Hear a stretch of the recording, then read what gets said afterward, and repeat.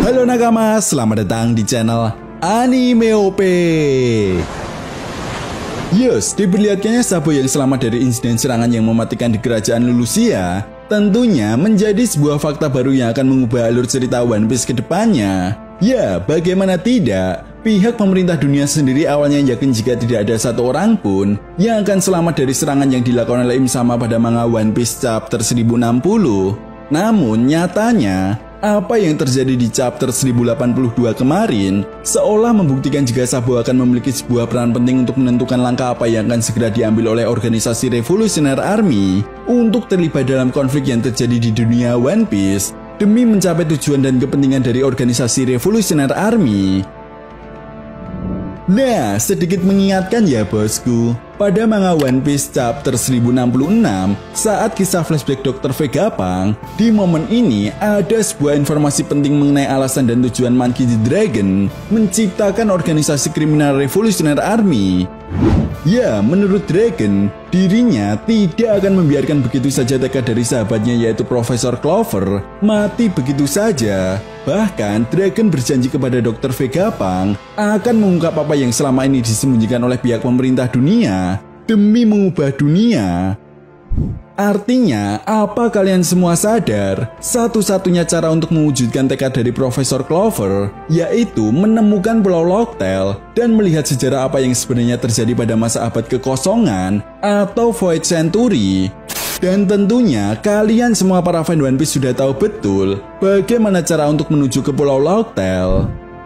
Selain itu perlu diingat, Monkey D. Dragon yang memiliki inisial D yang juga sama dengan Roger semakin membuktikan apa yang pernah dikatakan oleh Profesor Clover bahwa klan D memiliki koneksi dengan kerajaan kuno.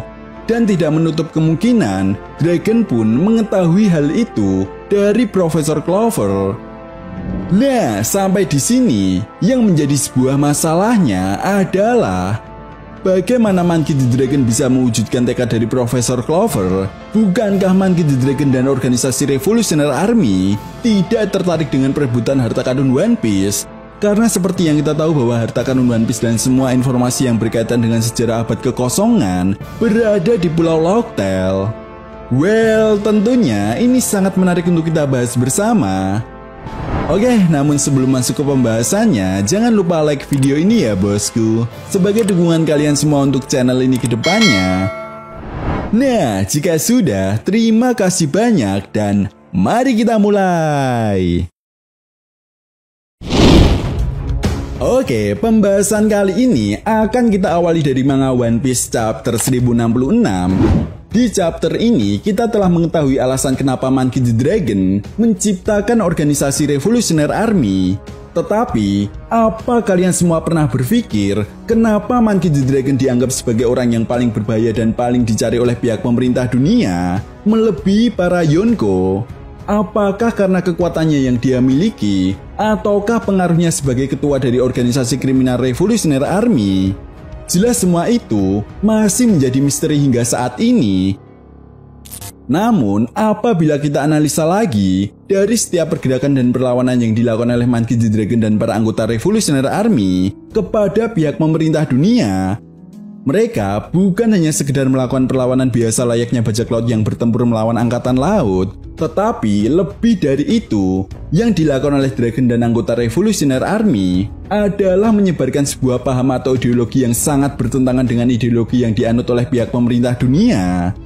Dan yang lebih gilanya lagi, ideologi ini disebarkan oleh Dragon bersama anak buahnya ke seluruh kerajaan yang berafiliasi dengan pemerintah dunia, hingga menimbulkan pemberontakan. Dan ketika kerajaan tersebut jatuh, maka pihak Revolutionary Army akan mendirikan sebuah pemerintahan boneka di kerajaan tersebut. Tentu saja hal ini membuat pihak pemerintah dunia sangat marah. Dan itu sebabnya pihak pemerintah dunia menjadikan Monkey D. Dragon penjahat nomor 1 di dunia One Piece. Dan seperti yang kita tahu, hal ini pun dibuktikan pada manga One Piece chapter 1060. Salah satu Gorosei mengungkap jika organisasi Revolutionary Army telah berhasil merebut 8 kerajaan yang dulunya berafiliasi dengan pihak pemerintah dunia. Jelas dari fakta tersebut, hal ini juga bisa menjadi sebuah alasan bagi pihak pemerintah dunia untuk tidak ragu sedikit pun menghancurkan kerajaan Lulusia yang telah diambil alih oleh organisasi Revolutionary Army. Tapi apa yang dilakukan oleh pihak pemerintah dunia ini justru menjadi sebuah blunder ketika kita semua mengetahui bahwa Sabo selamat dari insiden tersebut. Jelas Sabo yang melihat dengan mata kepalanya sendiri apa yang terjadi kepada kerajaan Lulusia menjadi sebuah kartu as yang saat ini dipegang oleh organisasi Revolutionary Army. Belum lagi apa yang sebenarnya terjadi di Mary Joyce saat pasukan Revolutionary Army melakukan perlawanan kepada pihak pemerintah dunia. Jadi sampai di sini tidak mengherankan jika pihak pemerintah dunia akan melakukan cara apapun demi menutupi rahasia yang mereka sembunyikan. Ya, itu saja baru rahasia kecil yang diketahui oleh Sabo, belum rahasia besar mengenai abad kekosongan. Itu sebabnya jika rahasia mengenai abad kekosongan atau Void Century ini terungkap, maka inilah yang akan menjadi sebuah senjata yang sangat mematikan untuk menghancurkan hegemoni dan kedikdayaan pihak pemerintah dunia yang telah dibangun sejak ratusan tahun lamanya. Perlu diingat, organisasi Revolutionary Army ini bukanlah sebuah organisasi kaleng-kaleng. Setiap pergerakan yang dilakukan oleh organisasi Revolutionary Army pun sangat terorganisir. Bahkan ketika markas mereka yang berada di Baltigo saja diketahui oleh kelompok bajak laut Grohige, mereka justru tidak melawan.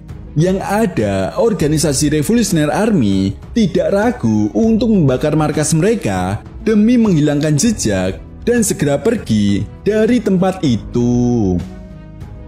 Jadi, Mimin rasa setelah Sabo mengungkap apa yang sebenarnya terjadi di Mary Joyce dan kerajaan Lulusia, Monkey D. Dragon dan anggota Revolutionary Army akan melakukan pergerakan menuju ke Pulau Egghead. Entah Dragon akan terlibat dalam konflik ini atau hanya sekedar memastikan kelompok bajak laut topi jerami dan Nico Robin selamat dari serangan pihak pemerintah dunia.